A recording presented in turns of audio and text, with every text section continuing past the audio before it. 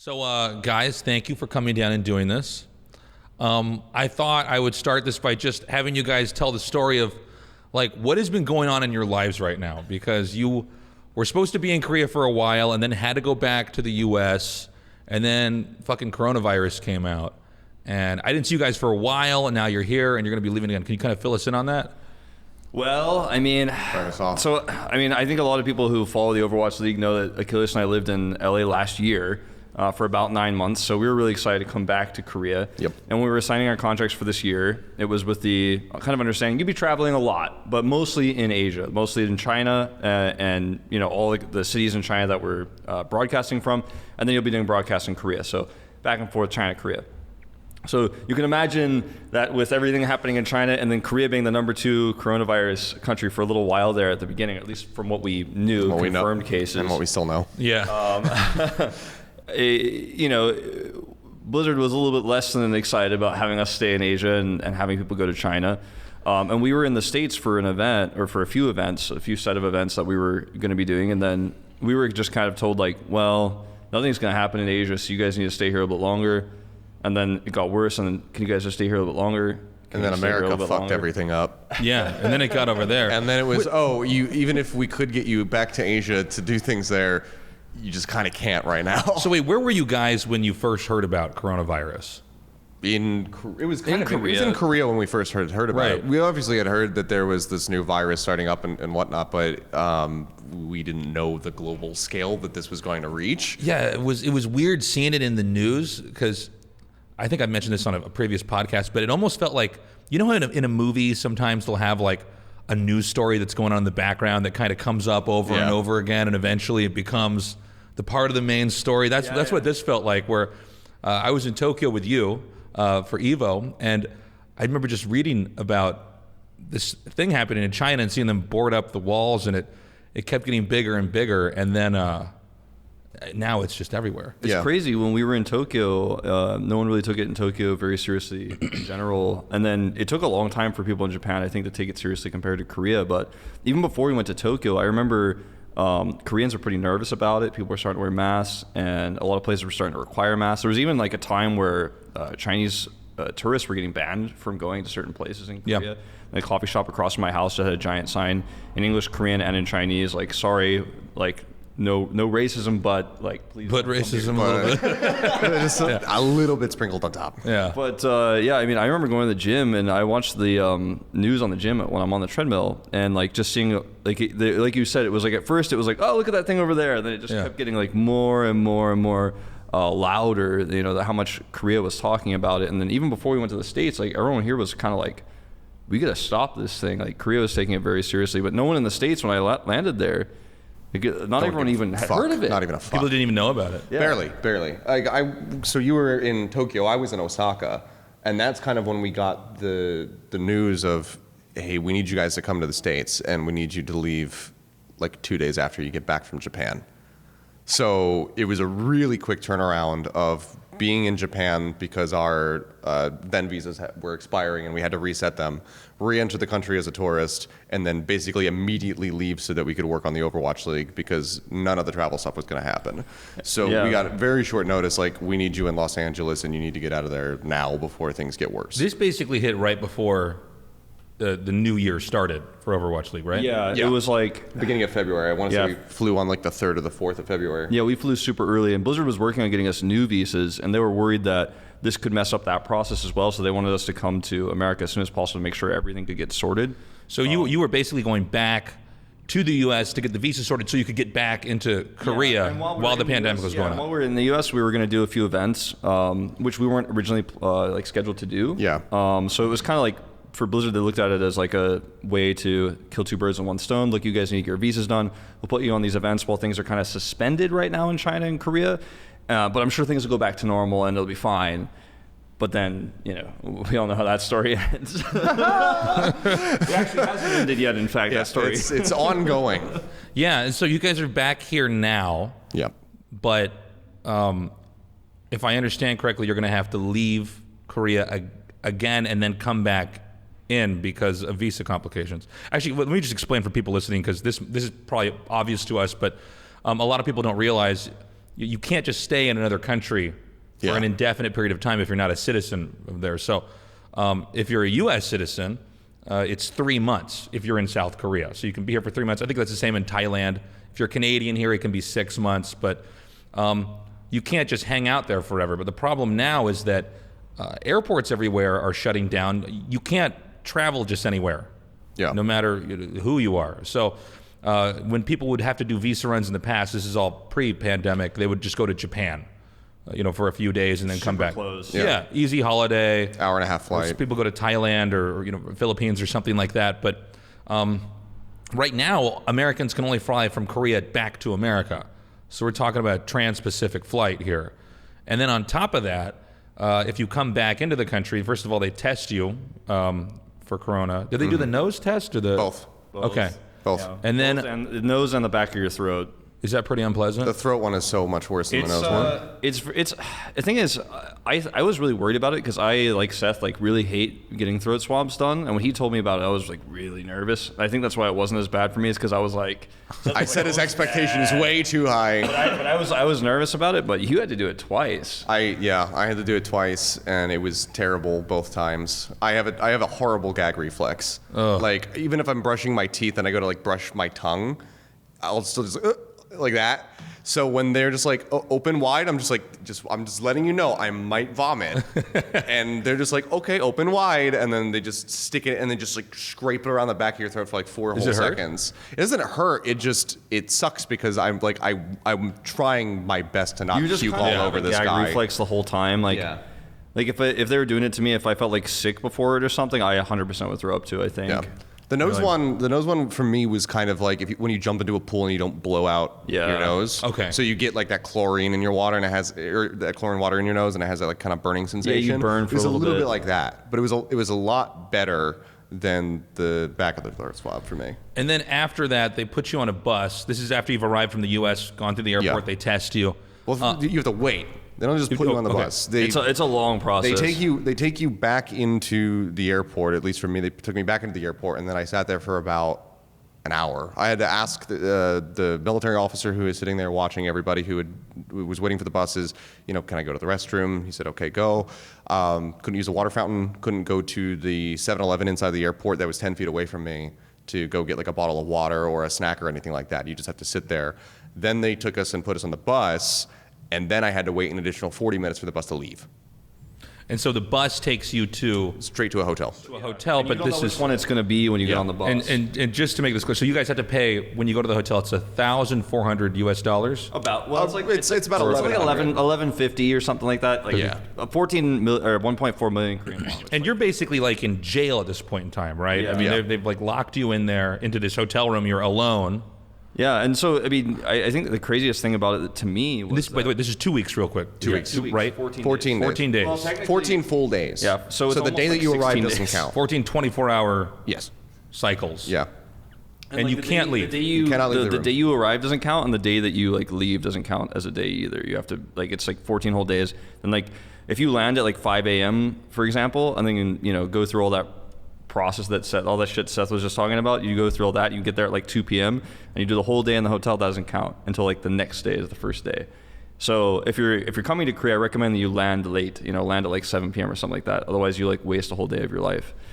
The craziest thing about the process in the airport for me was, I've lived here for a long time. I've had long-term visas before. The visa I'm on right now is not long-term. It's kind of a temporary visa, which doesn't it's only for 3 months, the same length as a tourist visa. It's a work visa, but it's short-term visa. So, you're not allowed to stay. You're not allowed to quarantine at home if you have that visa. Now, if you have an F visa or a long-term visa, an E6 visa, one of the other longer ones, like I normally have, you can quarantine at home for 2 weeks. They just GPS track your phone. But I went to there and I explained to them, look, I know I have this visa, but I've lived here many years, and I went through the whole explanation. I was I was nervous, but I was I'm gonna say it in perfect Korean. They're gonna believe me.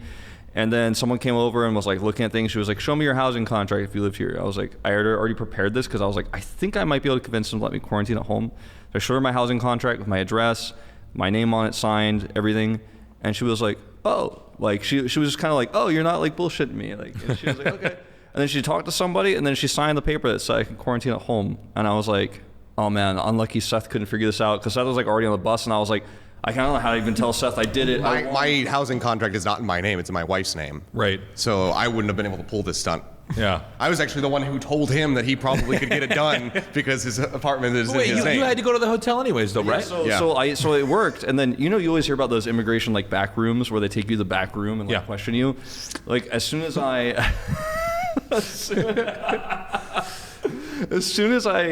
went to the immigration part, the normally part where they check your passport, the woman there just like she looks at me and she's like, "So did you come here to eat budachige?" And like she's making a joke because she's a fan. She's like my fan. Oh, from your Twitter account. Yeah. Like, okay, like this is all gonna work out. Like I'm about to pass immigration. This girl knows who I am. I've got the signed paper that says I can quarantine at home. I'll never find the drugs in my ass. And as soon as I'm about to walk through that part, a dude comes over and he's like, "Hey, can I talk to you?" Like in perfect English. And I'm like, "Yeah, okay." And then he took me to the back room, which was just filled with like people who were all sad and all had like. I've been to this back room before. If you're ever pulled out of an immigration line into the back room and it's just a bunch of people who are about to get fucked over and sent back home or something bad's going to happen. Yeah, and everyone's in there like crying and like one guy's in there like, "No, my stepdad is here." But he's like, "He didn't answer the phone. I think you have to get back on the plane." He's like, "No," like, and it's all this like really sad stories. Yeah. Then eventually like I wait in line. Eventually they call my name because I took my passport away. They call my name and they're like, "Yeah, so you have to quarantine the facility because you have this specific visa." And I'm like, "No, but I have a house." And he just looked at me and said in Korean, like, "It doesn't matter." And I was like, and he's like, "So you don't have the money to pay for it, right? Is that why you tried to quarantine at home?" I was like, "No, like I could pay for it." And he goes, "Okay, that's fine." And then just like snapped the thing. Oh, really? and then like I guess they were worried that like it's technically not legal I guess for me to go quarantine at home with that visa, but they were also just worried that like maybe I was going to try to get out of it or something. So they like questioned me in there like how much money you have, all this stuff, and like I was like, "Yeah, the money." Like, okay. What do you pay in cash for that? How does that work? You can pay in cash if you have it, but normally like bank transfer is okay as well as credit card. Credit card. That's how I You can swipe your credit card and they just put you on a bus and jail you in the hotel. That's crazy. Well, you actually don't pay until you get to the hotel. And I didn't have this experience, but I'm sure Wolf will talk about it in a little bit. But like sometimes people get there and they might not. Well, the card bounces or something. Well, they might not have known that they had to pay for this. Oh, yeah. And so like we fully were aware of what was going to happen. You had to sign a paper before you get on the plane. People are at the hotel saying they know they had to pay. I'm like, well, did you just like not read the paper? Well, people are they'll either be a mix of ignorant or they're trying to like find a workaround or something like that. Yeah. But like they're trying to Karen their way out of this. This bill at the hotel. Yeah. Well, we researched the shit out of this before we had left because I mean we were pushing for Blizzard to help make the arrangements for us to go back and whatnot. And luckily, like one of the guys on their legal team was also like pretty helpful in figuring out a lot of information, making sure that our visas were still going to be valid by the time that we entered the country and whatnot. So, we were pushing for it. So we were very much aware of what the process was going to look like, and we figured best case scenario is that we get to quarantine at home somehow, but in all likelihood, we're going to be at this facility, and we accept that, and we are as mentally prepared as we can possibly be to get on this airplane. But it's like when I got to the hotel, you have to wait, and they go through everybody who's on the bus, basically in order of you getting off the bus. I have so many fucking bags when I get off the bus because I've been gone for so long. I have all of the clothes that Blizzard gave me for the entire Overwatch League season, all of the wardrobe that they purchased for me. That's one suitcase. I have two other suitcases that I had taken with me just because I thought I was going to be away for like 2 months. So I took like 2 months worth of clothing. And then I have a Pelican case full of all of our broadcast equipment that Blizzard has given me, and I have my backpack with my laptop in it. I'm hauling all of this around after I had an appendectomy, and I'm not supposed to lift anything heavier than 15 pounds. All of these suitcases were overweight when I checked them at the airport. Oh my God. So I'm like the last in line getting into the hotel lobby, and then you basically just have to sit there in chairs that are all just kind of like spaced apart, and then you go through. They take your temperature, they write down your information and whatnot, they look at your passport, they put some extra stickers on it, and then you go to the guy and he's like, "Oh, how would you like to pay?" And you're like, and in my case, I was also last in line, and there was probably 8 people who ended up in that room with me. About 6, I think.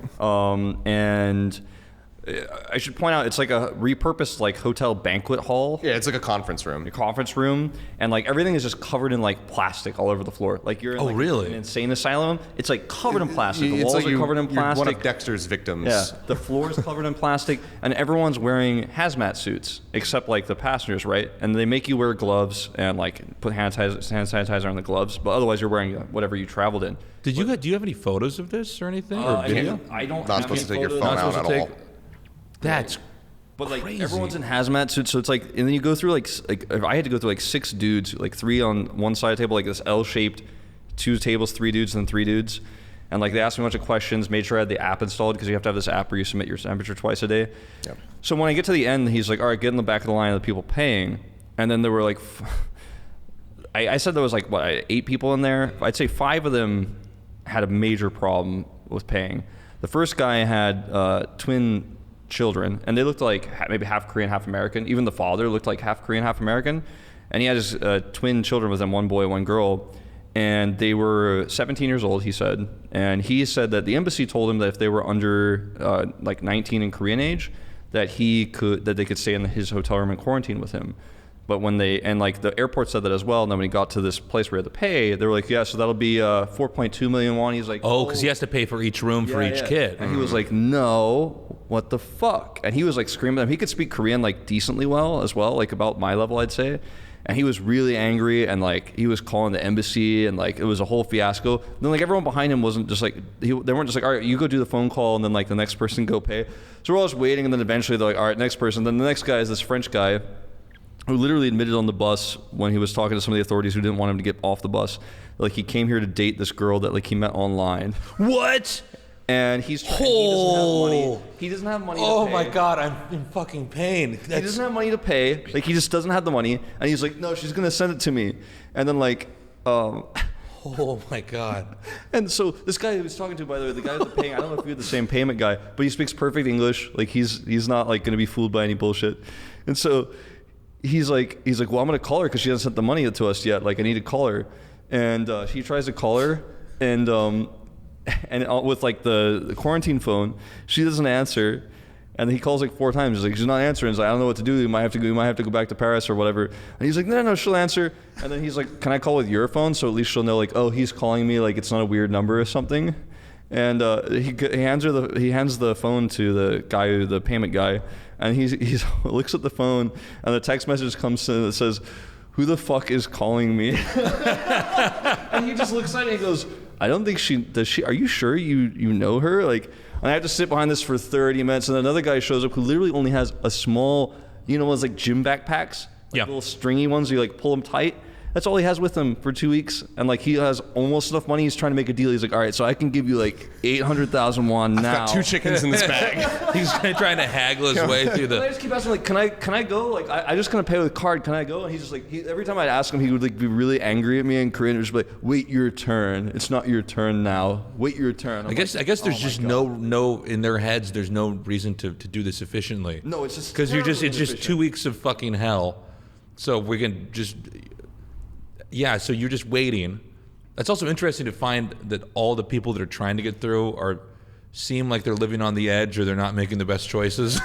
I mean, that's a normal person who comes to Korea on a tourist visa, right? I'd say like, unless you're actually a tourist, which I'd say in my experience in Korea is like quite rare, right? Yeah. You've got a bunch of people who are just trying to figure out how to get a job out here. Yeah. There's so many people like that. Yeah, but you get down there, you get to your room, and you couldn't even go into the hallway, right? Nope.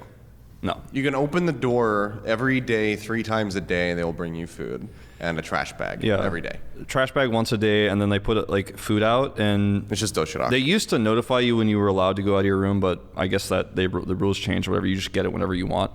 It came at what, 7:30? It's like 7:30 a.m. Noon and then 6, I think it's supposed to be. But it always came early. It's like 6:30 in the morning, food's there. I wake up at like, right And before they just bang on your door. Like the first time that they knocked on my door, I thought that my like test came back positive, and that I was gonna get dragged out of this hotel room and that they were gonna have like send me to like a hospital or something.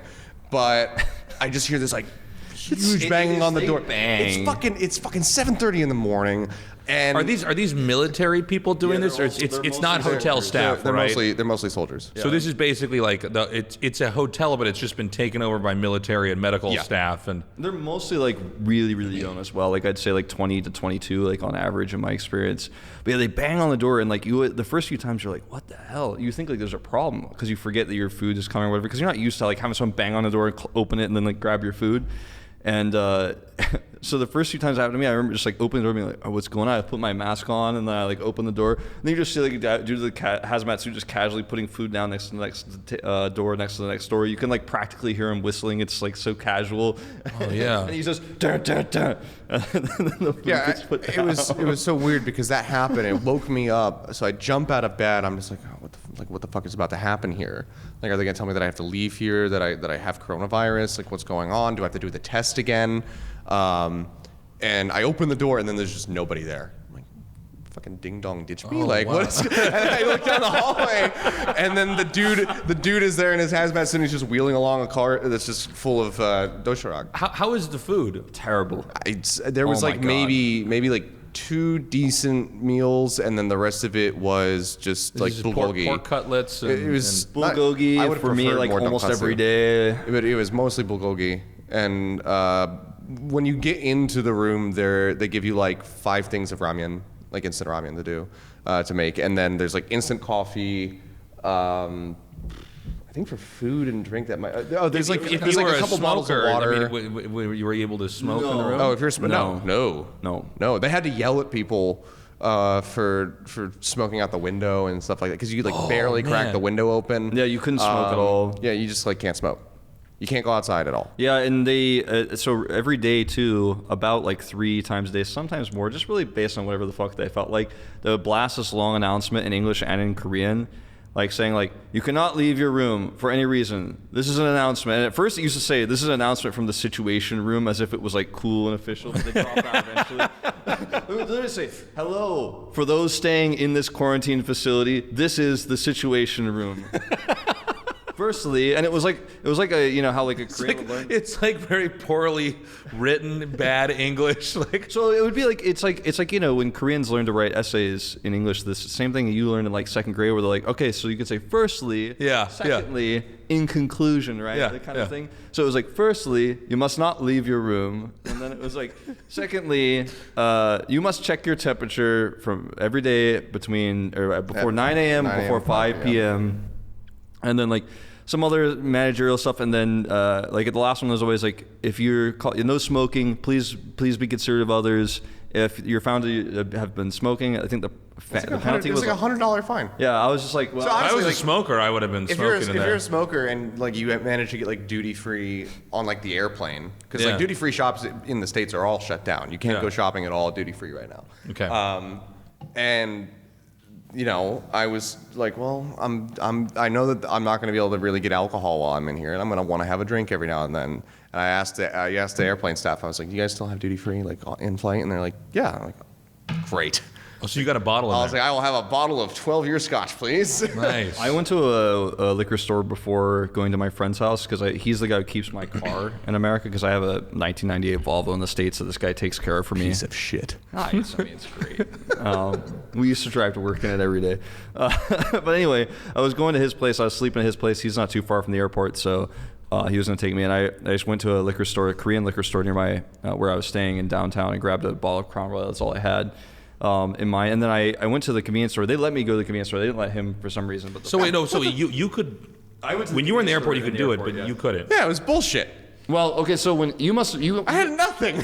You got through like pretty late, and then I got through, and it was me and a Kyopo guy. By the way, Kyopo is like a Korean person who like Korean American, basically Korean American, someone who not necessarily American, but who is Korean but can't necessarily speak Korean and did not live most of Korean their life. He's coming back to his home country. Anyway, he's there and he's freaking out, and like he's like, I could see him typing like in Google Translate like sentences because he wants to ask questions to the police officer. And then like I just go up to the police officer. I'm like, hey, can I jump really quick? Like in Korean, I'm like, can I go to the 7-Eleven really quick? And he looks at me like it's a really strange thing that I would ask him that. Like, why the fuck would he ask permission? He's like, yeah, of course. And so I just went there. And I bought double standards. I bought 4 Qingtaos because I really like Qingtao. And then that's all I bought. And then like I was sitting there waiting for the bus for like 10 more minutes, and I was like, no, I should buy more shit. And then I went back and I was scared they were gonna seize the beer if they found out about it. So I was like, all right, I can get away with 4. And I bought like just a bunch of snacks because I was like, who knows? The food could be so terrible that I'm starving. And people who had been through quarantine before. Well, yeah, Ryan, our producer, he got stuck in quarantine here, and I had to mail him a box of just food, of like ramen and stuff, because we don't have Ryan on camera, but they were stealing your food. People were stealing the food from outside of his door. And I was warning you guys about this before you came. I had heard that, and I asked him a bunch of questions. The food was terrible. I was like, I'm getting as many snacks as I can. I was expecting such a more. So he went during like the start of all of this. So like this is when like the systems were just being put in place, and they were trying to figure out like how do we handle all these people trying to come into the country and whatnot. So you definitely took like the brunt of everything. But hearing your stories, I was expecting such a more horrific situation of, is my food going to be there? Is it not? Meanwhile, like I would sometimes just sleep through them bringing me food, and then I would wake up and the food would be sitting there like after 5 hours. I'm like, well, I'm not going to fucking eat that. Like that's gross now, but it was still there. It was gross. Spoiler: it was gross when it was gross when I first arrived, but it was more gross. Yeah. Those cheap Korean lunchbox meals are pretty. Yeah, they're pretty bad. They're $3 for a reason. So, what are you doing to stay sane in this? You're basically like in a prison. Yeah. Or in Seth's case, kind of like a paradise, because you could play World of Warcraft all day, every day. Like I said, I have been training for this my entire life. I caused Wolf some frustrations when we were living together in Los Angeles, because he'd be like, hey, let's go out, let's go to the bar. And I'd be like, nah, I'm going to stay in and just play some I don't think you games. left your room for 2 days when WoW Classic first came out. Oh, when Classic came out, I left my room to go downstairs and get my food that was being delivered. And in some cases, I had our friend Dane, who was living with us, bring it upstairs to me. Nice. I was fully invested. But yeah, this is his type of place. Okay. We both had our laptops and whatnot, but luckily, like I was prepared, and I also had all of this, all the equipment that Blizzard had given me. So I had an extra HDMI cord, and we kind of lucked out that it was one of those hotel rooms with TVs that do not have blacked off HDMI ports. So hotels don't have the HDMI ports accessible, so you just can't plug your laptop into the TV or switch in the TV, whatever. Yeah, so like he had his Switch plugged in. I had my laptop running off of it and using that as like a second monitor, basically. So I could just lay on the bed and watch Netflix, watch like my Plex server with like all. Oh, this almost sounds pretty media. nice, actually. It's nice. The thing that's frustrating about it is that you don't have a choice as to whether or not you can go outside, and that's the thing that's maddening even for me. Like I don't mind. Like I can go 14 days never going outside, but I like to know that I have the option. And not having the option is what can really just start frazzling you a bit. And as for me, like I'm pretty much the opposite of Seth. Yeah, like I have to go if I have not stepped out of my apartment at least once during a day, I feel really gross. I'm the same as you. I have to get out. Like I'm finding this even with streaming now, because I wake up fairly late, but then I'll turn the stream on, do that, and then I'm like, I have to get out now. Like I can't if I don't walk around. You like miss the daylight, and you're like, oh my god. Yeah, I've had that. I've had that for sure. Where I don't get any curtains. I don't give a fuck. I want it to be like a casino in my house. I never want to know what time it is. For me, it was kind of like, I don't know. I felt like I over prepared. Like I had a ton of food, and I downloaded so many books for my e-reader, and I had like Switch games downloaded, pre-downloaded, and then in reality, like I mostly just like read like the first book I downloaded and like played Valorant sometimes, and I just developed a sleep schedule where I wake up at like 8:30 in the morning and go to bed around midnight. So I was sleeping really well, and the time went by quickly because it takes like about 20 minutes to eat 3 times a day. That's an hour gone of your day. I would play some video games with my friends. I could get on Skype and talk to people. I mean, it wasn't like hellish, but it was really uncomfortable. Just eventually there was this moment where I realized like, I don't want to play Valorant anymore. I don't want to play my Switch anymore. Yeah. And I want to walk around. Angry. Like, when I feel like, at least for me, tell me if I'm wrong, but like for me, when I'm in a bad mood, the last thing I want to do is read a book. Because I can't even read the words on the page because my brain is so focused. Yeah, your mind's like in overdrive. Fuck you, hungry caterpillar. Yeah. Caterpillar, whatever the hell you are. No, I find like if I'm in a bad mood, I need to walk. I just need to keep walking somewhere. I gotta go somewhere. I bought a resistance band before going because I was like, okay, I'm not going to be able to run or you were gonna get prison ripped and yeah, exactly. That was like that was the meme, right? And like I was using it 3 times a day to do as many exercises as I could. And Don't drop the hand sanitizer, dude. no. But yeah, I mean the room.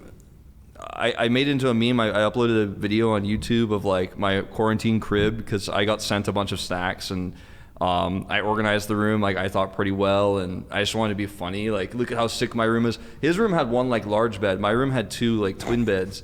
So I just made an L shape with it. So like I created like a almost like a sofa type setup to where I could sit and play my video games. The hardest part was really like just like, you know, not being able to go outside. I know it sounds like duh, but like some days you don't really feel like the need to run around or go outside that much, or you know, you're like, okay, I'm today's one of those days where I'm hungover, I'm just gonna stay inside. We've all had days like that, right? But after doing it for like 3 days, 4 days, 5 days, like I thought the hardest part was going to be the beginning, and then once I got over the halfway point mentally, I'd be like, all right, what's downhill from here? But actually I found like no matter what, like the closer and closer it got to the end, like the crazier and crazier I got. Yeah. Even if it was just 2 days left, I'm like, oh my god, 2 more days of this, like that's 2 whole days. I've even had that a little bit when I'm on an airplane, where it's like the last 2 hours. I'm like, get me the fuck out of here! Yeah.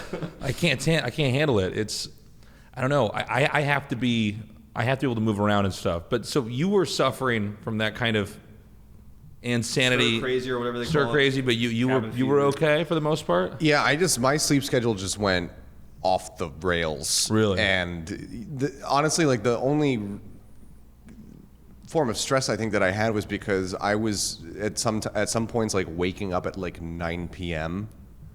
And dude, that's the worst. My girlfriend, now wife, was just like, I haven't heard from you like all day. I'm like, I'm sorry, like I've been asleep. It's just because there's only so much I can do. Was there sunlight here. coming into the rooms? I mean, they had like they do have like the hotel blackout curtains and stuff, but I would normally leave it parted. But it was just one of those slippery slope things where like right after the first week probably passed, I was waking up like really late in the evening and then staying up until like 10 a.m., 11 a.m. or something like that, and then I'd pass out. So I'd like text her like when she's going to work. And she's on just a normal schedule. She's like she wakes up at a normal grown-up 7 person. a.m. She goes to like bed makes at 11 breakfast p.m. and yeah. She's on a full. I don't know how she's married to me. I mean, now. I'm just now getting my sleep schedule off of like the grown-up schedule. Like I said, I was waking up at like 8. Well, the only person out here who casts who's on the grown-up schedule now is Artosis. Damn, yeah. He just wakes up.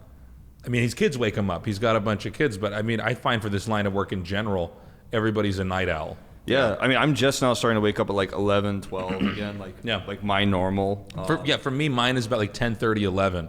I'm like, okay, this is early for me. They see, wait, when do you wake up now? When did I wake up? Seth woke up today at like 4:30. Seth just woke up. He's exactly right. I know. Okay, so I used to do this when I was out here, because this is the problem. So for people that are watching this, you gotta understand, if you're a caster, you do a night show. Yeah. I mean, your work. It's, usually for me, my work starts at 6:30 at night and it finishes at like 11. That was us for this last weekend. Yeah. Yeah, and then I find I just can't go to bed. Yeah. After that, I don't know how. Like Dan is like one of those fucking dolls where you lay it on its back and the eyes close. You know, like you know what I'm talking about? Like I cannot just fall asleep. Like I'm the person that I will lay in my bed and then insanity enters my mind and I'm just staring at the ceiling and I have to get up and walk around and I struggle with sleep in general. I had one night, especially after a cast. The reason why I woke up at 4:30 today, I was actually on a fairly somewhat normal schedule. I'd say I was probably pushing about noon. So that for me, that's really good. Yeah. But I had one night of pretty severe insomnia and just could not pass out at all. And I tried to go into bed at like 3 o'clock. Come 6 a.m., I'm still laying there awake. And I just said, fuck it. I got up. I went back to my PC, and then my wife wakes up, Sammy. She comes out and she's like, "Why are you still awake?" I'm like, "I haven't been able to sleep. I don't know why." I was like, I feel exhausted. I want to just pass out. I even tried. I have my night mask and everything like that. It's completely blacks out everything. Didn't do anything for me. I ended up being awake until like 11 in the morning.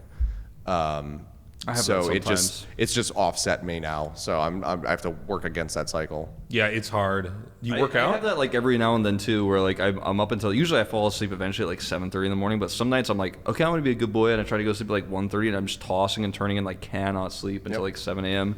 I bought a blindfold for that same reason. I haven't had it as much recently, but like I have had that before. It's nasty. Tonight I'm just gonna take like 2 melatonin and hope that I zonk out. That's it. You know what's weird for me too is I didn't realize, because I mean you're some of the only people that are even traveling in the world right now. But I was used to the travel helping me maintain my sleep cycle. Like I would always come back to Korea and then I'd be doing what you were doing, where you wake up at 8. Yeah. And you're like, okay, this feels good. And then I would slowly move that cycle into this weird night owl thing. But I knew it was going to be fine, and it didn't matter because I'd be on an airplane in a month or two anyways, going to Europe or going to North America. And reset it and again. I reset it again. So I didn't realize this until the pandemic came, that I've just trained my brain to rely on travel to reset my sleep. For me, it's mostly about work, when I have work to do. And when we were in quarantine, we did work one day. We had there was a special show match that we had actually cast from worked from the quarantine facility, actually. It was Lunatic High versus Runaway Show Match, which is a huge rivalry from the Apex Overwatch days when OGN was producing. And we did that. But prior to that, we obviously had nothing. There's no way we were going to be able to do an no Overwatch League responsibilities broadcast. whatsoever. I plugged in a power strip in the hotel room, and I blew the fuse. And my phone was a really scary moment. It was insane, and it was. This isn't a live broadcast. Well, this is as well. So it was as we were getting ready to do the broadcast the next day. Yeah. And I was doing like camera tests and stuff, and I plugged in this American strip because it's got all the ports and whatnot, so you can plug in American devices anywhere in the hotel room. So I plug in this American power strip, and the whole room just kicks, and I'm just like, whoa, shit. And this is at like maybe 8 in the morning. Yeah. So you can't my use the phone is in out. the room. Yeah, my you phone can't is use the out. phone I 'cause the can't power's call. dead. The whole room is Oh my dead. God, yeah, that's so right. I can't call the front desk. So I text him, and he's not awake yet. So I had to wait like a half hour, and then Wolf wakes up, and I'm like, I need you to call them and tell them that room 1244's power is out, and I don't know what the fuck to do. Yeah. So he calls them and says, okay, they're working on it. Take the card out of the thing, because you put the card in the slot to power, like to turn the power on for the Right. room. He's like, I take hate that those out. hotels, wait, by the way. wait 10 minutes and then see if it works. Try it, 10 minutes, nothing. Give it like another 5 minutes, nothing. He says, okay, well, he's still working on it. It should be okay soon. Waiting. He calls me and he's like, oh, they say that there's a fuse box in the closet. They said it's going to be difficult to open, but if you can get it open, then that's where the fuse box is. I tried desperately. Like it wasn't locked. Well, so there was a lock on it. I twisted the lock using my thumbnail. Got that open, but then it wasn't like a push and open where it has like that magnetized release. Yeah. It's just a door that was stuck and has no handle to open it. So I was like, what can I cram You had to through like wedge here? something in there, like you're trying to. So I tried crowbar it open, basically. Yeah, so I tried using a chopstick, but the chopstick was too wide. I couldn't is get that through there. fucking crazy. I had to use a coat hanger. I had to get a coat hanger, push it in, and then twist it around the back of the door, and then pull that open just to get to the fuse box. And then Now finally imagine flip the switch. a scarier thought though. Imagine if Seth's phone was dead when his power kicked and he couldn't call me and then couldn't talk to the hotel staff and I would his have had power to was have, out. I would have had to have waited until noon when they brought the next thing of food. And then he Been- would have been ready at the door and be like, please God help me. Yeah, and those guys don't speak English at all, and Seth doesn't Right. speak Korean that well. So like that could have actually been a pretty nightmarish situation. Like that was my first thought when you were like, You I could have need his help. technically just checkmated yourself out of any way to get things reconnected. Yep. So I've heard nowadays that it's part of the official, because I know some people in quarantine at the moment, and it's constantly evolving. Like you're saying, Ryan had his like the worst of it, I think, and then Right. ours was a little bit better, and now it seems like it's significantly better. But now there's like a rule that if you leave your room once, you get a warning. If you leave your room a second time, you just get deported like immediately. Did you have any moments where you saw somebody like just freak out, or because I mean, you guys are obviously pretty sane, reasonable people, but I mean, I have to imagine there's people that they get put in this setting and they panic and they, I don't know, try to run. I didn't encounter a single other human soul the entire time I was in there, other than The one time they delivered the food, I opened the door pretty much immediately. It was like noon, so I was awake, and there was just a guy across the hallway from me who had like a Westerner, like an American, like older guy that was there, and he just went like that, and that was the only contact that I ever had, and the only like other than that, it was just me talking to Wolf. And I didn't see like another person other than the quarantine facility people. Though, you told me that there was that guy who you could hear crying through the walls. So hold on, let me. Oh no, there's a guy crying through the wall. Yeah. Let me put my mystery green ball of liquid in this. Hey, we're having to reload over here. Just zoom in on me because this is already in a cup. No, this is fine. Don't show any branding on the. So I mean, I dealt with a lot of emotional people breaking down in the airport and stuff, but there was a guy who arrived on, I want to say like day 12 of my 14 days. And he was like very, very loud when he entered the room, and he threw his things down. He seemed very angry. Couldn't hear any words or anything, but he cried a lot. Like he would just cry, like grown man for sure too. But like he sound like, as much as I could hear through a hotel wall, like based on crying noise, it sounded like he was probably like 30 to 35 years old. But like, yeah, he was just breaking down and crying. Some serious detective like, words. 30, 35. You know what I mean? Like him grunting noises and shit. Yeah, like, yeah. You know, we know what Odyssey sound like.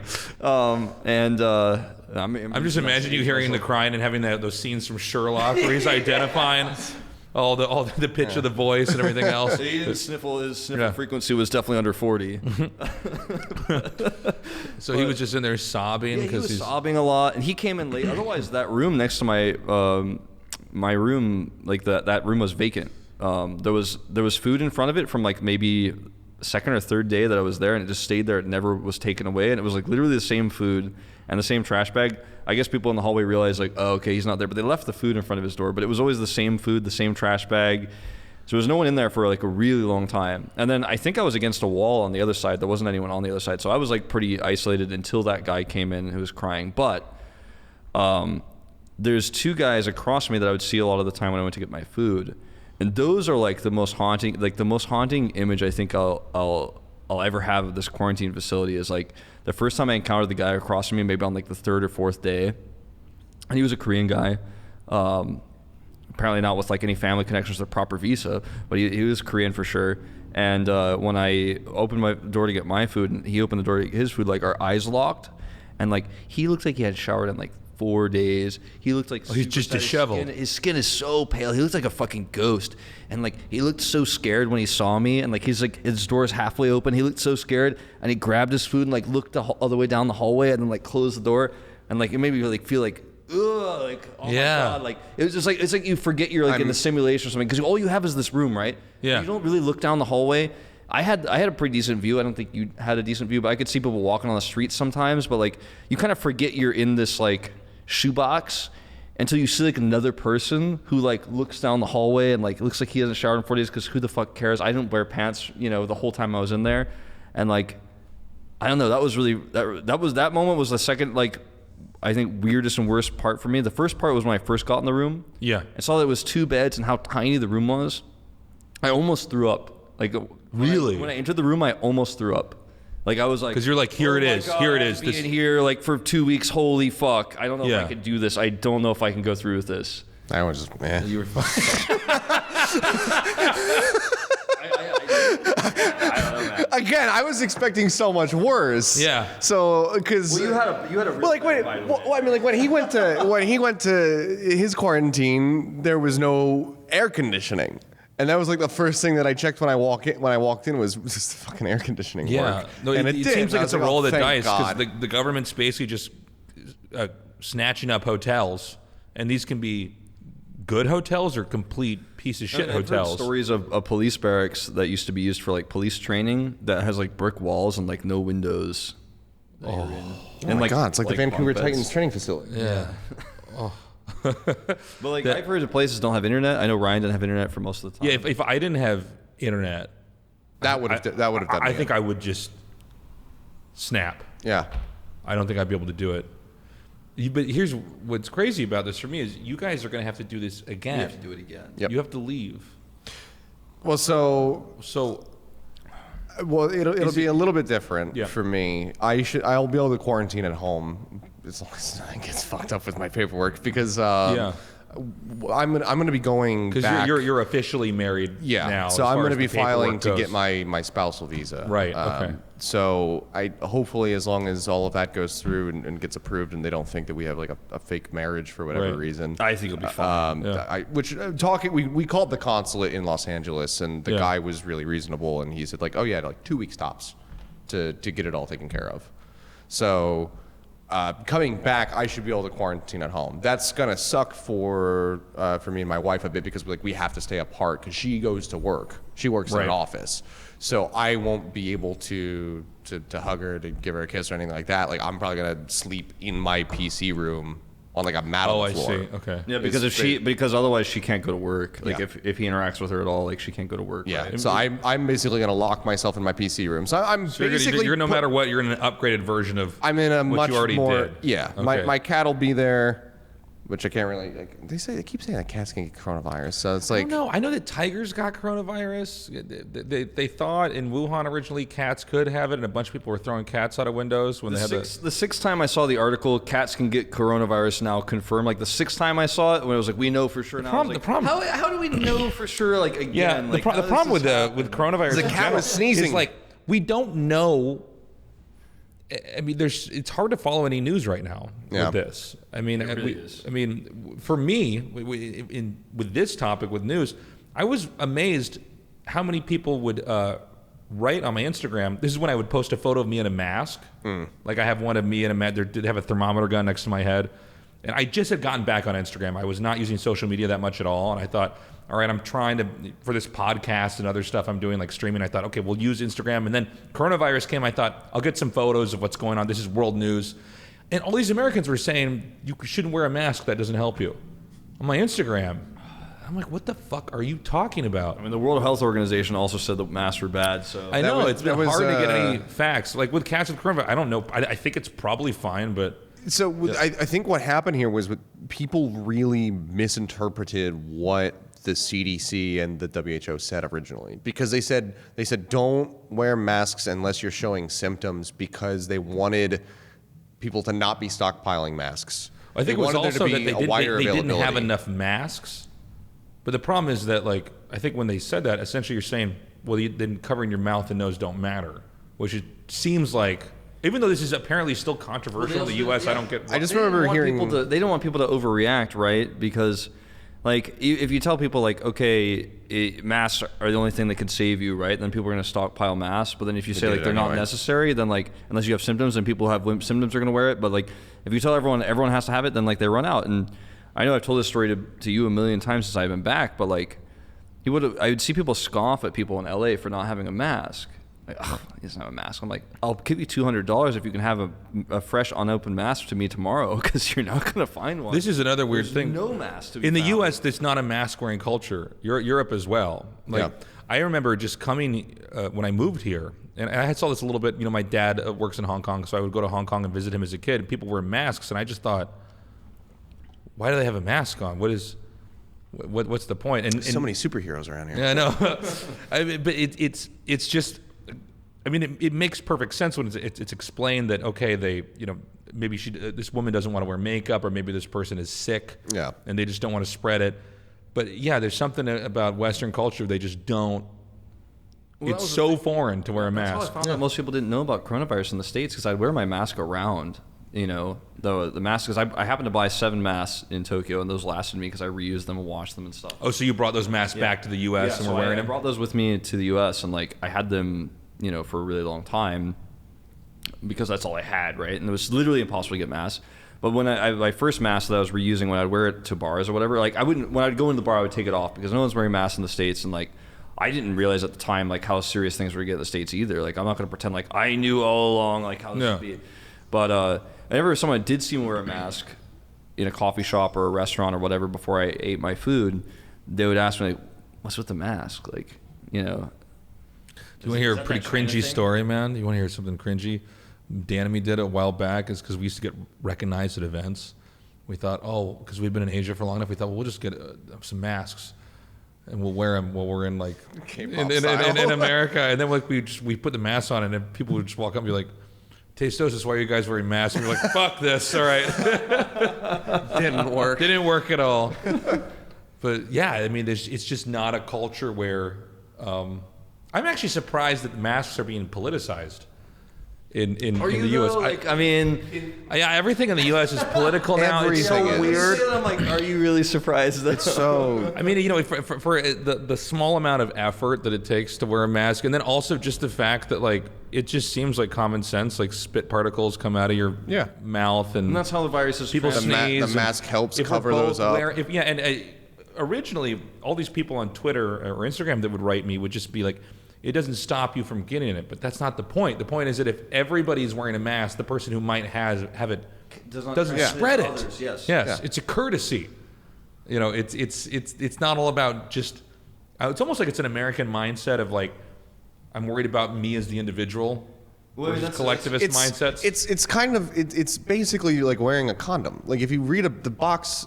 If you read a box of condoms, it says like does not fully prevent transmission of STDs or stop pregnancy. Like there's that. There's a chance. There's that chance breaks or something gets out. And it's like, but it will help.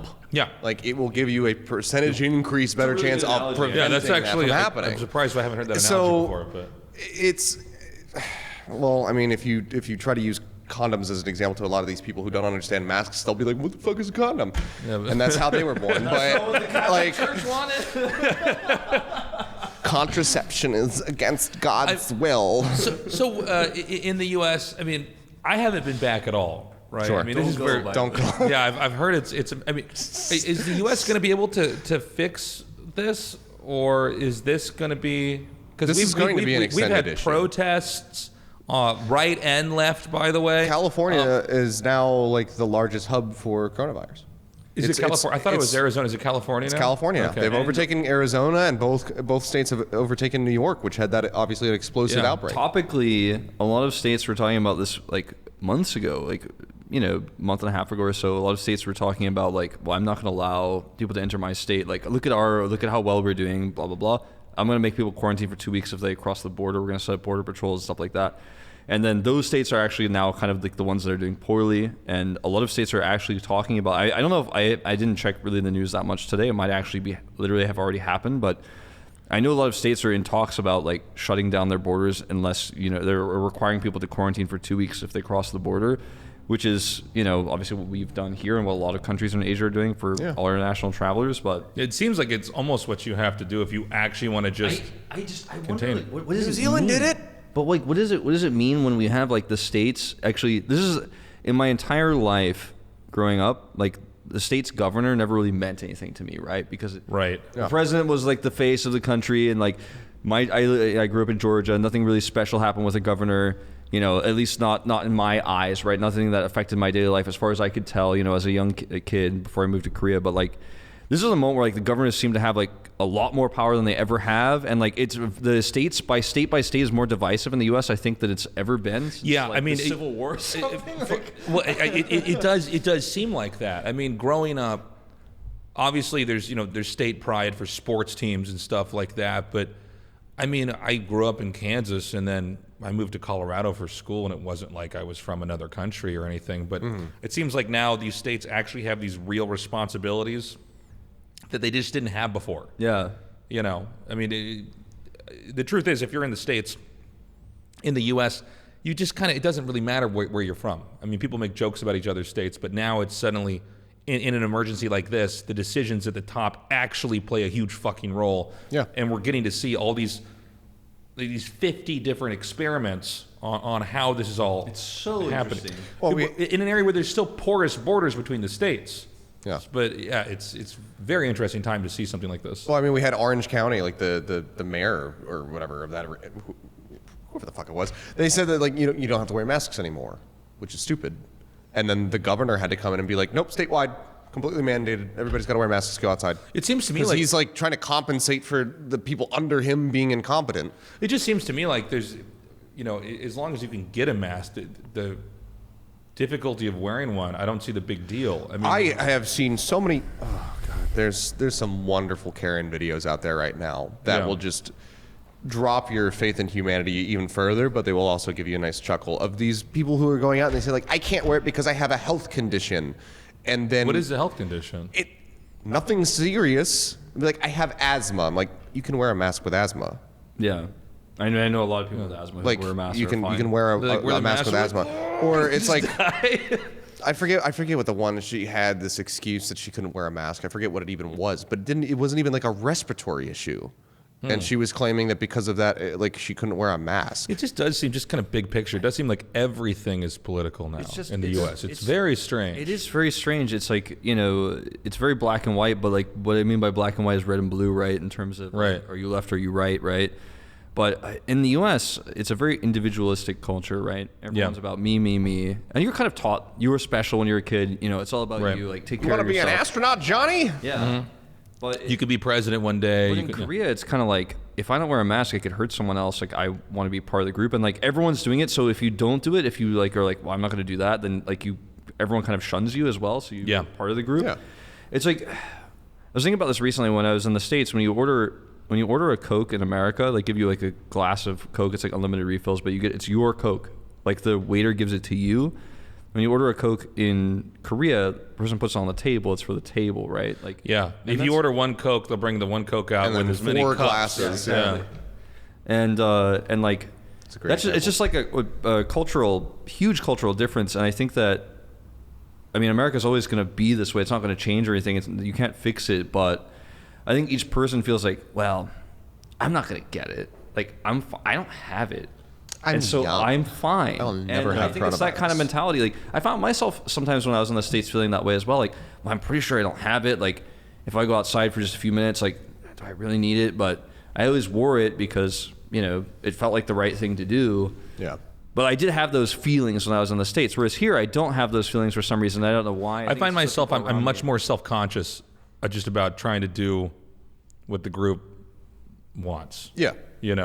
Like. Yeah, like I obviously I wear a mask here because A, I do want to be safe, but B, I don't want to get yelled at in the street. Is another big factor. Like, I don't want somebody who's going to get angry at me, and it's much easier to just wear a fucking mask than to risk being seen as doing something that's taboo. When I was home in New Jersey, I was like, well, obviously, like, I think that I'm okay. Like, even if I get coronavirus, I'll probably be fine because I'm young and I'm pretty healthy. But I'm staying with my father, who is now 60 years old. Yeah. So like, I'm gonna wear gloves when I go to the grocery store. I'm gonna use hand sanitizer. I'm going to wear a mask everywhere that I go, and then I'm gonna put those things in the fucking garbage before I come in the house. When we got packages, because Blizzard was sending us like a million things so we could do production. We're all working from home. PC, a camera, all of these different cables, a light, and all this kind of stuff. Like, as those packages came in, I was just like, okay, I'm going to keep them outside. I'm going to wipe them down with alcohol wipes. I'm going to open them outside, and then I'm going to take the packages in, because this isn't about me. This is about my dad. I can't risk him getting sick. I had a nightmare that when you have these nightmares that, like, maybe you're in school and you're naked or something, like, you don't have pants on, and you're like, oh, my penis. And I had that with a mask. I have that nightmare a month ago. A nightmare that I was outside and I just realized I didn't have a mask on my face. That actually happened to me. Like, I mean, not the dream part, but like I went outside. You didn't have a mask on your penis in the dream. Like, oh, my penis! I forgot to wear my penis mask. It's exposed. I was halfway to the street that my subway station's on. So I walked about 3 minutes from my house without realizing I didn't have a mask on, because I was in a hurry. I was super late for a meeting, and I was like rushing out of the door, and I kept feeling like I was forgetting something, but I'm like, no, I have all my things, I have my documents, I got my passport with me that I need for this meeting. And then right when I got to the sidewalk, the main street most people are walking, everyone was staring at me, and I was like, oh no, I am the foreigner with no mask. I'm the guy with see all these foreigners, all these Americans with no masks. I forgot. And I just ran home and got it, because I didn't like. The weird thing is, I could just go into any convenience store, and I can cover my face like this or something, and it'd be fine. Even if I didn't cover my face, they'd let me in and I could buy a mask. But I was like, I don't even want to go in a convenience store. I have to go all the way back to my house right now and get my mask. So I ran home and got it. But I was so embarrassed. I keep doing that every time I leave my building. It's like, fuck.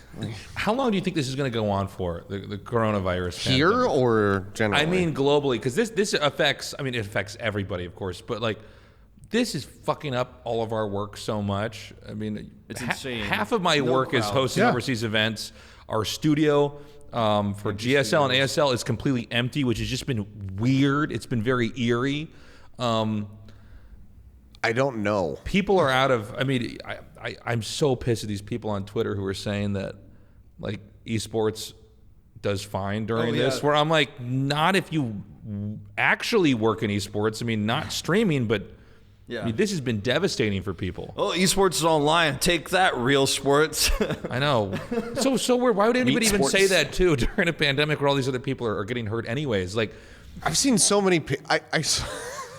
It was some of the dumbest, most like weird hill to die on comments ever, and it was just like, it was like when they canceled the MLB, like baseball, and the guy was just like, "Thank God, fuck baseball, go coronavirus." Like, I hate that sport. I'm glad it's dead. how garbage can somebody be What? on Like, Twitter? There are weird people like that on Twitter, man. Like, They exist. And they get a lot of likes too, and you're like, so there's a lot of people who like this line of thinking. Yeah. I'm like, I'm not a big baseball fan, Yeah, but but like, I'm not I'm not like, gonna, fuck I'm the not gonna say people that fuck do- everybody who enjoys baseball and makes a living on baseball. Well, I mean, to answer your question, I think countries that are doing well will eventually just make stricter rules. Like the rules for foreigners out here are getting stricter and stricter. Even if you have a long-term visa, like you can't leave without. If you leave, you can't come back without like basically proving that you don't have coronavirus into the country normally. You still have to quarantine for 2 weeks.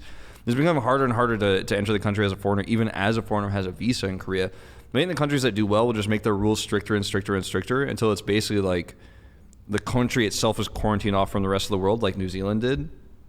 And then that country will go back to normal. And eventually, like most places will go back to normal, but it's going to take a long time. Like I think there's a world in which we don't, like the United States doesn't go back to like where we were in January, February of this year, like until like 2022 or later. Like, Yeah, this is one of the things I've been thinking about is like, okay, if a vaccine comes out, then we know. All right, let's say a working vaccine comes out. All right, well then it'll still take a long time, but yeah. yeah, it'll still take a long still time, but might not even be developed until Well, this is the thing. mid-2021. Yeah, so. if it might take a few years, and then we're just going to end up like Korea's in an advantage compared to the U.S. as an example, in that it is basically an island. Even though it's a peninsula with North Korea there, it's basically just an island. So island countries have an edge overall because it's much easier to control your borders. The populations are not that big. So Japan, Korea, Taiwan, New Zealand, seems like it's going to get better in Australia. They might get out of this, and then we might be in some kind of weird ecosystem where it's like those countries you can travel to, but if you're in one of these larger landlocked countries, you're just screwed. You know what's really interesting about the U.S. is they so much depend on overseas workers, like not just for labor, but also for like intelligent, like high-level jobs, like programmers, right? People who, like architects, a lot of those people are from overseas. I feel like the U.S. doesn't realize, especially the people who are like, yeah, close the borders. Like, I don't think they realize what the impact of that is going to be and the impact of like travel bans that may happen because, obviously the EU was restricted from travel to the US for a while. Now the EU is like, kind of like, well, it's your turn to like maybe not come over here for a while. Yeah. But even if you have like a job opportunity in the US as a European, you're like, well, do I want to deal with that? I can't come home for a little while. Like this is going to get a little bit crazy. I think that not just like labor jobs, but I think, in fact, even especially so, like those really technical jobs where we kind of import intelligent people from around the world to the United States and they do great jobs. Doctors, yeah, engineers, etc. I think the economy is going to really feel that too. It's not just about like restaurants or bars closing, but like losing, people call it like brain drain. The U.S. pulls a lot of the high-paying jobs in the U.S. pull a lot of brains and a lot of talent from around the world. But if people don't want to go to the U.S. anymore because of everything being, disastrous and you've got violent protests, you've got the coronavirus, it's just not a great place to be. I mean, that's going to affect things in the long term. I think that's something that we're all going to feel. You think we got a couple more years of this, or you think it's going to be sorted I would love to be hopeful, but there is just there's no logical backing for expecting this to go away in the U.S. for a while, I think. Like the problem and the thing that makes it so frustrating is that just if people would just shut the fuck up and self-isolate for 3 weeks, don't leave your house, you'd be done. Like, for the most part, like, it would eradicate so many numbers. Like, I mean, you would definitely drop it. Even out here, plummet the numbers significantly if people just did that. Yeah. But if we had like drones delivering groceries and stuff, which we're like almost there for, like that would actually be like a kind of feasible option, I think. I mean, the crazy thing is if this happened, 20 years ago, like things would be a lot different. Like things would be much worse, I feel like. And there was the was it 1917 influenza pandemic, like where they also had lockdowns. The Spanish flu. Spanish flu was 1919. I want to say 17, it but was right around there. Yeah, you guys right are before the 2 20s. years off from each other. So. Yeah. But like, I like don't know too much about that, but when I think about it and imagine it, and they had lockdowns and they had quarantines and stuff like that, and try to ask people to stay inside. Like, think about how much the economy took a hit in that period because people couldn't work from home. I mean, we're in a pretty lucky spot in a weird way. Right.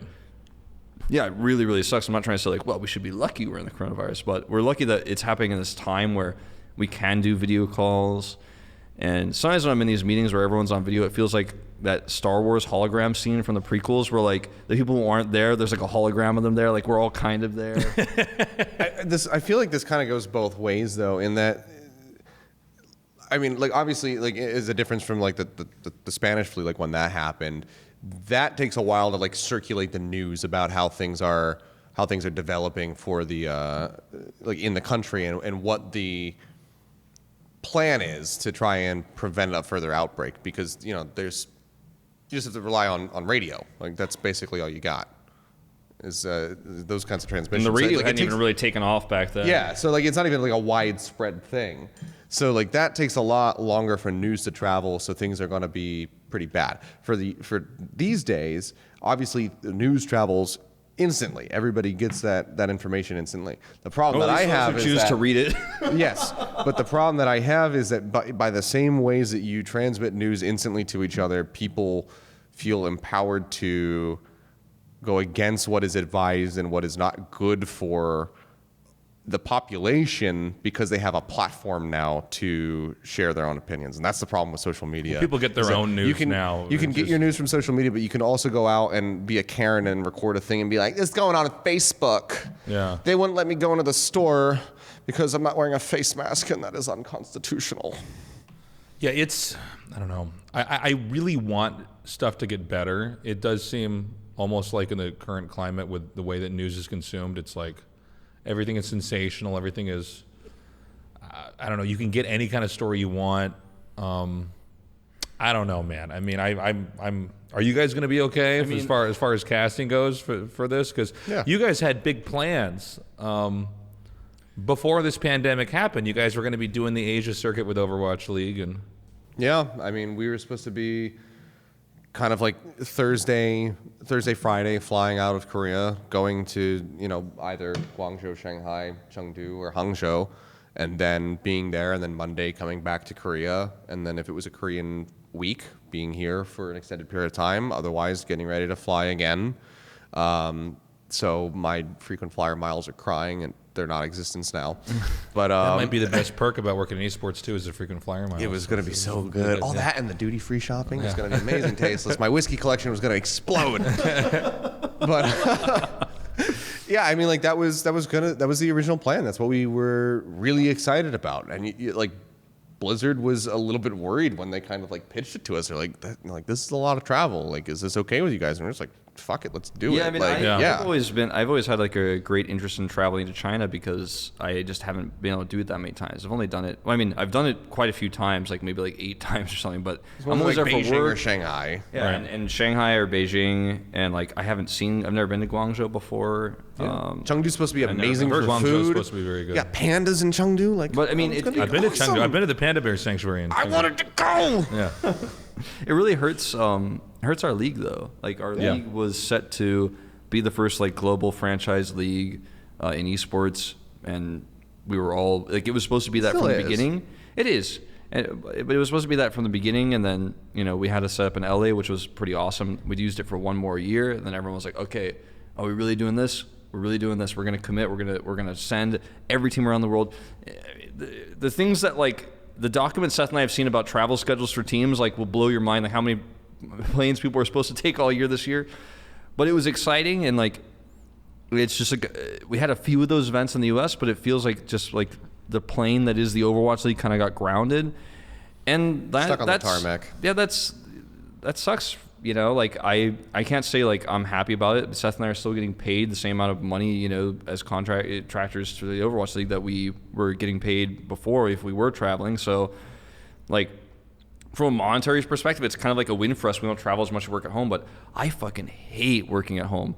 The same computer I sit at and like drink coffee and like read Reddit and like watch the news at is the place where like I open a game feed and put a Sennheiser headset on and like Do your job. and do my job at. Like, whereas normally I'm in a studio, I'm way removed from my home. I'm removed from my cats like running into my door, like which is what happened in my last broadcast. Cats are fighting and like slammed into my door. I'm like, what the fuck is happening? I like a huge removal of home and work, and I almost enjoy the commute. I don't want it to be too long or anything like that, but like I like that separation and having to do my job where I also rest and chill. Like, there's no choice. I have to do it, but like that's the hardest part for me and all this. I really don't enjoy working. It's like that, you don't shit where you sleep. You want those to be separate. Yeah, I don't know if that's You don't exactly. I don't know if that's I don't know if that's the same. I'm just saying, you want a separation. I'm not. Yeah, I think you want to separate your work and play. Yeah. But yeah, the shit where you eat is a little bit different. But I mean, it's actually weird because I think I'm the only person that's doing any studio stuff because it's StarCraft's a one-on-one game. Yeah, I mean, I think GSL Well, and ASL are LCK is doing running in now. studio. No audience. Oh, are they back in studio? No audience, but it's the Okay. casters So are back in Lowell Park and Yeah. the players are there. Damn. Well, I mean, the players are pretty far apart from each other. Right. Yeah. I mean, team-wise, all the players are tested, like who live in the team house together and stuff. So Yeah. it's like pretty much everyone who goes in there is like confirmed to not have the virus and tested pretty regularly. Every so. time they enter, they have to take their temperature, they write it down, and all that kind of stuff. So Yeah, every just time I keep go to the tabs gym, on I have to log into this like Same. book and say that like I haven't been traveling internationally for the last 12 days or something like that. Write my name down, write where I live, phone number, all that. It's like not. it. You have to do all of that Yeah, every time. yeah. I don't do that shit in my gym. I mean, Mine is Your just gym's gonna be the coronavirus on that. when was mine the last just time I went says- to the gym though, because I think this was past like literally 3 days ago or something like that. I was there yesterday. Well, I had to do it starting yesterday. Oh, yeah. They just had like the thermometer, put that up to your forehead, did that, and then your phone number and name as always.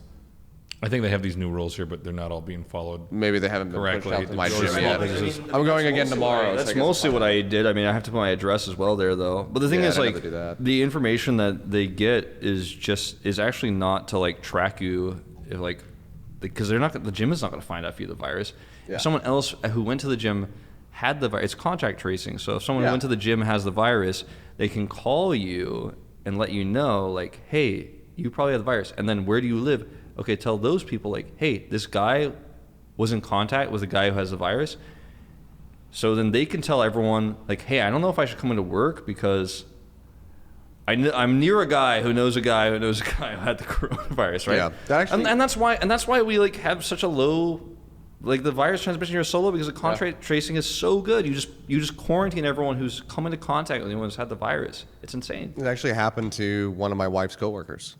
She went out to just like a barbecue restaurant and then got notified by the government, like, hey, you were at this restaurant recently. Somebody who was there had the coronavirus. You need to self-isolate. And she did. That was And it. if you have any symptoms, go get tested. Yeah, And you and can that just was, and and you that do it was for just free. You the go. end of the story. She just said, okay, and then she stayed home, and then things were fine. The government also tracks where you are on your phone. And like I know like that scares a lot of people, but like guess what? You're being tracked where you are all the time. Your information Yeah, is you're already- constantly being taken by sources. But that like don't you'll even know get about. coronavirus alerts sent to your phone based on confirmed cases or suspected cases near where you are. I recently did a recording in an island called Wando, and I was all the way out there, and I was getting notifications for like Wando on my phone because I was there. Like I don't live there, but it was telling me like, hey, like a dude who got confirmed in Seoul like went to Wando recently, and he was in this exact area. Like, and you just get a message on your phone like, just be aware. And it's like, cool.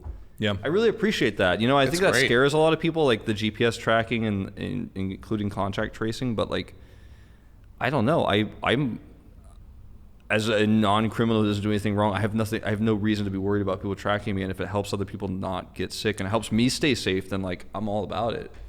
Yeah, I agree. Yeah, I was comfortable doing it out here personally. I understand the fear. I think if you're in a country where it's more authoritarian, then these things stay permanent. But yeah, well, guys, thank you for doing this. I really appreciate it. This was an excellent podcast. You're very welcome. Can I get you guys on again after you come back from the next Anytime. quarantine? Anytime. This is my first multi-mic setup. I think this was by far the best podcast we've done because we have more voices here and everything. So this is awesome. Thank you guys so much. Thanks for inviting us. Thanks, man.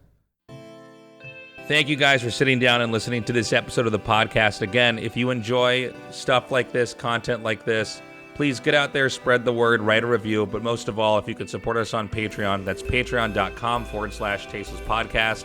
The money that you send us there goes to make this show better and better. And we have no intentions of stopping. We're going to keep building this thing up. And I'm really loving doing this. So yeah, if you can, please support us.